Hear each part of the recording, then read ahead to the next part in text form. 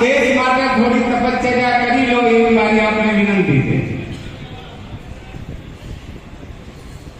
7મી મે આપણે આપણું અને દેશનું ભાવિ નક્કી કરવાનું છે. 7મી મે આપણે ત્યાં લોકસભાની ચૂંટણીનું મતદાન છે અને આ મતદાન દ્વારા દેશની સરકાર નક્કી થવાની છે, દેશના વડાપ્રધાન નક્કી થવાના છે. આ ચૂંટણી માત્ર સંસદ સભ્યની નથી, પણ દેશના વડાપ્રધાન નક્કી કરવા માટેની ચૂંટણી છે. કેન્દ્ર સરકાર ચૂંટવા માટેની ચૂંટણી છે. જે સરકાર આગામી 5 વર્ષ માટે સમગ્ર દેશની જનતાનું ભાવિ નક્કી કરવાની છે. અને એ કામ કરવા માટે આપણે આ વિસ્તારના મતદારો જઈ રહ્યા છે, પ્રજા જઈ રહી છે. એટલે ભારતીય જનતા પાર્ટીના કાર્યકર્તા તરીકે એમાં મારી શું ભૂમિકા હોઈ શકે એના માટે નરેન્દ્રભાઈ મોદી સાહેબને ત્રીજી વખત દેશના વડાપ્રધાન બનાવવાના છે. એવું નહીં, તમને પૂછું છું, ત્રીજી વખત મોદી સાહેબને દેશના વડાપ્રધાન બનાવવાના છે. મોદી સાહેબને જો ત્રીજી વખત દેશના વડાપ્રધાન બનાવવા હોય તો મોદી સાહેબને કોણ કામ આપવાનું છે? કમળ વાળો હશે કામ આપવાનું. આ તો સીધું ગણિત છે ને, અમુક મોટી ખોટી છે. તો મોદી સાહેબને જો વડાપ્રધાન બનાવવા હોય, જે મોદી સાહેબના એક શબ્દથી આ વિસ્તાર માટે 1200 કરોડની એક નવી 15મી પાઇપલાઇન મંજૂર થાય. આ વિસ્તારના ધારાસભ્યની ચૂંટણી વખતે આ વિસ્તારની જનતા, તમે બધા મને કહેતા હતા કે સાહેબ બીજું કોઈ કામ તમારાથી થાય, કરવું હોય તો કરજો, પણ પાણીનું કોક કરજો. અને ચૂંટણી પત્યા પછી મેં સંકલ્પ કર્યો, મેં ચૂંટણીમાં પણ કહ્યું હતું કે પાણી લાવવું એ પથ્થરમાંથી તપસ્યા કરીને પથ્થરમાંથી ભગવાન પેદા કરવા જેટલું અઘરું કામ છે. પણ આ વિસ્તારની પ્રજાનું જે સપનું છે, એની જે આકાંક્ષા છે એ પૂર્ણ કરવી મારો સંકલ્પ છે. અને એટલે મેં સંકલ્પ કર્યો કે જ્યાં સુધી આ વિસ્તારના 125 ગામોમાં નર્મદાનું પાણી નહીં પહોંચે ત્યાં સુધી હું કોઈ સન્માન નથી સ્વીકારવાનું. આને ક્યારે કર્યું હોય? ભગવાન મૂર્તિમાંથી પેદા કરવા પણ ભરમો તો હોવો જોઈએ ને, આમાંથી ભગવાન પેદા થશે. મને ભરોસો હતો કે નરેન્દ્રભાઈ મોદી સાહેબની સરકાર કરવાની છે અને એટલે મેં સંકલ્પ કરી દીધો. અને સંકલ્પ આગામી સમયમાં આપણે પૂરો કરવાનો. મારે આજે તમને વાત કરવી છે કે 12 મહિનાની અંદર સરકારે શું કર્યું છે આ વિસ્તાર માટે. અહીં પરબતભાઈ પટેલ સાહેબ જે વાત કરીને ગયા, નર્મદા યોજનાની મૂળ યોજનાની અંદર આ નર્મદા મુખ્ય કેનાલથી ગુજરાતમાં ઉગમણા ભાગમાં તળાવમાં પાણી પહોંચાડવા માટે એ વખતે 14 બાપુને ખબર છે 14 પાઇપલાઇનો હતી. જ્યાં થરાદ સુધીનું કામ અત્યારે ચાલુ છે, 14 પૈકીની છે જે પૂર્ણતા થઈને હમણાં આપણે એને ચાલુ કરી છે. 22 વર્ષની અંદર પહેલી વખત નરેન્દ્રભાઈ મોદી સાહેબ વડાપ્રધાન હતા એ વખતે 14 પાઇપલાઇનો. અને આ 22 વર્ષમાં મોદી સાહેબ દરબાર બોલીને ગયા હતા કે કેસાજી મારા વતી કહી દેજો નર્મદાનું પાણી જે નથી પહોંચ્યું તે પહોંચવાનું છે. આ મોદી સાહેબના શબ્દોના કારણે 15મી નવી પાઇપલાઇનને રાજ્ય સરકારે મંજૂરી આપી. અને એ કામ આપણે પૂરું કરવાનું છે. મારે તમને કહેવું છે કે આ 14મી પાઇપલાઇન એની સાથે સાથે આ સુજલામ સુફલામ એની વહન ક્ષમતા વધે. બાપુ અને અમારા પ્રયત્નોના કારણે 2017 ની અંદર ભૂગોળી ખાતેનું સાયકલ જે તૂટેલું હતું એ લગભગ એનું કામગીરી પૂર્ણ થઈ ગઈ છે. અને આની આ સુજલામ સુફલામ એની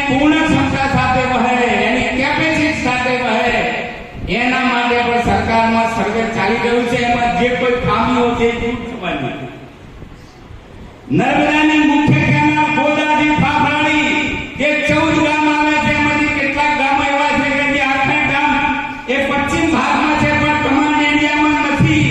એને કમાન્ડ એરિયામાં લેવા માટેનો સરકારે સૈદ્ધાંતિક મંજૂરી આપી દીધી. આ બાજુ થરાદથી સીધું જે પાઇપલાઇન છે એમાં આપણા વિસ્તારના 5 ગામો એના તળાવમાં પાણીમાં નોંધવાનું તમે ચાલુ કરી દીધું. હમણાં બાકીના ગામોની અંદર પાણી ચાલુ થવા જઈ રહ્યું છે. ચોગાથી દોતીવાડા જે પાઇપલાઇન છે એમાં પણ ભીલડી, રતનપુરા, પાલડી, રામપાસ અને મુલરપુરનો તો આપણે ટેન્ડર કરાવી દીધું. 91 લાખના ખર્ચે મેં આનું ખાસ મદદ પણ કરી દીધું. રતનપુરાનું ઓનલાઈન ટેન્ડર છે, એ બધા ગામો પણ એમાંથી જોડાવાના છે. આ બધું કામ પૂરું કરવાનું છે. બધા તમે રોડ માંગો છો, રોડ આ બધું કામ કરવાનું છે. શાળાઓનું કરવાનું છે, આરોગ્યનો જે 56 પેટા આરોગ્ય કેન્દ્ર હું આ તો એ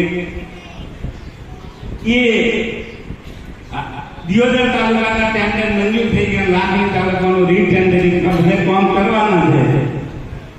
તો આ કામ છે વગેરે પૈસે થવાના. તમે ઘરે કોઈ એક કિલો ગોળ લેવા જાવ તો તિજોરીમાં તો જવું પડે ને. તો આ ગ્રાન્ટ વગેરે સરકારના પૈસા વગર થવાના છે. અને પૈસા જોતા છે તો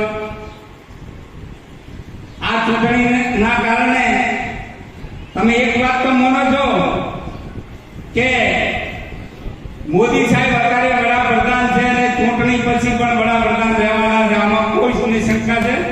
કોઈ શંકા હોય ઉભો થઈ જાય છે? શંકા કોઈ નહીં. ગુજરાતમાં ભાજપનું રાજ છે અને રહેવાનું છે. આમાં કોઈ ફેર પડવાનો છે? તો આ બધા કામ પૂરા કરવા હોય તો પૈસા ક્યાંથી આવશે? કોણ આવશે? ભાજપ સરકાર. આ લક્ષ્મીજી છે ને, લક્ષ્મીજીનું વાહન કમળ છે. કમળને આપણામાંથી ચોંટીને મોકલશે તો એ કમળ ઉપર અસવાર થઈને લક્ષ્મીજી આપણા વિસ્તારમાં આવશે અને આપણા કામ આવશે. તો આ વાત આપણે મતદારો સુધી પહોંચાડવાની છે. એટલા માટે તમને મેં વાત બોલાયા છે. તમે તમે તમારામાં મને શંકા છે કે કોઈ છે નહીં, પણ આ વાત મતદારોને કહેવી પડે. અને આપણા વિસ્તારની પ્રજા એ વખત ભૂલી પડી હતી 2017માં પડી હતી ને. અને પછી કે કાઢો બાવીમાં પૂછે કાઢ્યું. બધા કામ ફરખાઈ ગયા. થઈ ગયા નહીં નથી થઈ ગયા. તમને પૂછું બધા જ કામ મેં મંજૂર કરાયું. કામ 5 વર્ષમાં પૂરું નતું થયું. આ અનુભવ આપણે કરી ચૂક્યા છીએ.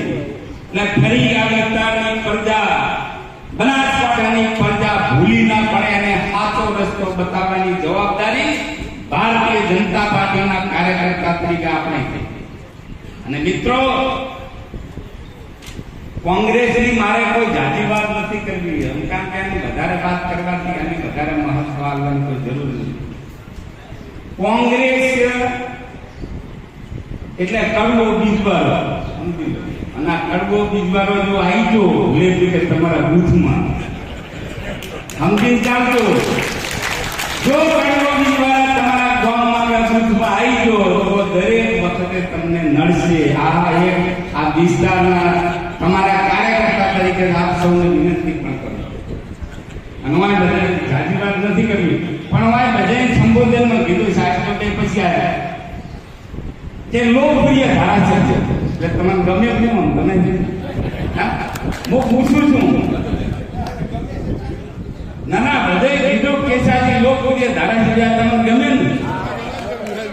હું તમારે આગા પાછળ થાય અને કાલે આજે કંઈક અપ્રિય ધારાસભ્ય તમને ગમશે તો એ તમારા હાથમાં છે. અને હું આપને વાત કહેવા માંગુ, આ વિસ્તારની જનતા 54 સમાજનો છે. એ 54 સમાજ કોઈ મોટો હોય કે નાનો હોય, મેં કદી મને વોટ આલ્યો હોય કે ના આલ્યો, મેં કોઈ સમાજ પ્રત્યે કોઈ ભેદભાવ રાખ્યો નથી. 54 સમાજને મેં મારા ગણ્યા. આ વિધાનસભાની ચૂંટણીની અંદર જે પૂછો જે ગામ માઇનસ છે તે એના માટે લડત પ્રતિજ્ઞા કરી છે કે વિસ્તાર સુધી ગામ સુધી પાણી પહોંચાડવા માટે જેમ નહીં પહોંચે ત્યાં સુધી મિત્રો, આ મોદી સાહેબનો જે આ વિસ્તાર માટે ખાસ પ્રેમ છે. આયા હતા ચૂંટણી, વિધાનસભાની ચૂંટણી પહેલા અંબાજી, અને અમે ગયા હતા નીચે લાઈનઅપમાં એટલે રિસીવ કરવા, અને સાહેબ મને મળ્યા એવો મને ધક્કો માર્યો છે. તમે હજી વિડીયો જોઈ ગયો મારે તો ન માર્યો. સનાતન આવ્યા હતા ડેરીના ઉદઘાટનમાં. એ વખતે મારું બહુડું પકડ્યું હતું ને બહુડું મારું નતું પકડ્યું, તમારું પકડ્યું હતું, આ વિસ્તારની જનતાનો પકડ્યું હતું. અને એમને મેસેજ આવ્યો કે દિયોદરની વિસ્તારની જનતા સાથે નરેન્દ્ર મોદી છે. એ મેસેજ માટે અને દિયોદર આપણી સભામાં આવ્યા હતા, આપણે આપણી બોર્ડર ઉપર.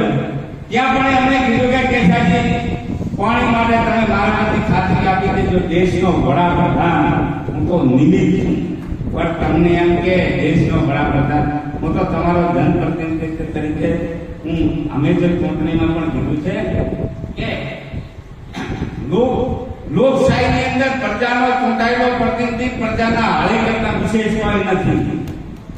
એને પોતાની માલિકી કે પ્રજા કઈ રીતે જોડવાનું હોય છે એ રીતે હું તમારા હાળી તરીકે કે તમારા કાર્યકર્તા તરીકે મોદી સાહેબ એમ કે દેશનો વડાપ્રધાન જેની દુનિયામાં ડંકો વાગે છે એ વડાપ્રધાન એમ કે સાહેબ તમે મારા વતી ખાતરી આપી દેજો. આનાથી આ વિસ્તાર માટે આપણે સેના માટે રાજકારણ છીએ, સત્તા માટે છીએ, પૈસા માટે છીએ?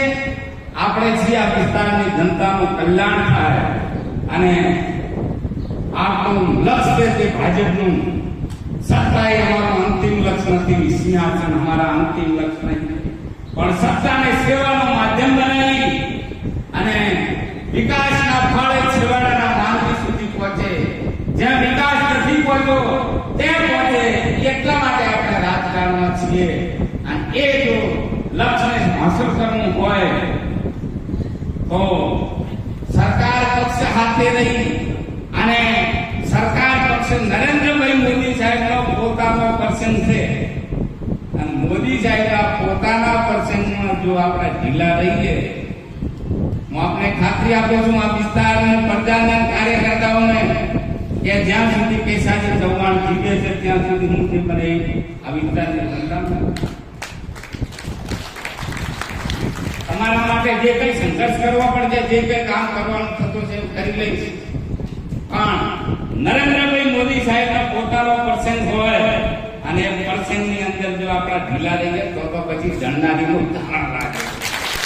એટલા માટે મારે આપવાની વિનંતી કરવી છે કે અહીં જે આપણા મહાનુભાવો કહેવાના છે કે જે ઘર ઘર સંપર્ક અભિયાનનો કાર્યક્રમ જે એપ્રિલ 6 એપ્રિલ 5 એપ્રિલ આવી ગયો છે, એમાં ઘેર ઘેર પહોંચી અને મોદી સાહેબનો આ સંદેશો કમળે આપણો ઉમેદવાર છે, રેખાબેન તો નિમિત્ત છે. કોકને તો લડાવવા પડે, કેમ મને લડાવે, રેખાબેન એ તો નિમિત્ત છે, પણ નરેન્દ્રભાઈ મોદી વડાપ્રધાન બનાવે એ બને એ આપણું લક્ષ્ય છે. અને લક્ષ્યને હાંસલ કરવું હોય મોદી સાહેબ, હું દાવા સાથે કહું છું કે કોંગ્રેસના 5 વર્ષના ધારાસભ્ય તરીકેના એમના ગાળા દરમિયાન આપણા બધા જ કામ ઠપ થઈ ગયા હતા. એ બધા જ કામને આપણે 10 ગણી ગતિથી આગળ વધાર્યા. અને આગામી સમયની અંદર આ મારું લક્ષ્ય છે કે 2027માં એ વખતે પાર્ટી જેને લડાવ્યા પણ 2027 સુધી આ વિસ્તારના 125 ગામોમાં પાણી પહોંચે એ આપણું લક્ષ્ય છે. આ વિસ્તારના જે રોડ રસ્તાઓ બાકી છે એ વહેલા પાકા બને એ આપણું લક્ષ્ય છે. આ વિસ્તારમાં આરોગ્યની સુવિધાઓ દરેક ગામ સુધી પહોંચે એ આપણું લક્ષ્ય છે. આ વિસ્તારની અંદર શિક્ષણની અંદર જે ખૂટે છે એ શિક્ષણની સુવિધાઓ ઊભી થાય એ આપણું લક્ષ્ય છે. અને આપણા માટે મોદી સાહેબે કીધું છે કે 4 જ ભરપૂર છે, 4 જ સમાજ છે. એક છે અન્નદાતા એટલે ખેડૂતનો વિકાસ થાય તો બધાનો વિકાસ આ બધા સમાજમાં થઈ જાય ના. બીજો વર્ગ છે મહિલા બહેનો, આ મહિલાઓનો વિકાસ થાય તો બધા જ સમાજોનો વિકાસ થઈ જાય. અને ત્રીજો વર્ગ છે યુવાનનો વિકાસ થાય તો તમામ સમાજોનો વિકાસ થાય.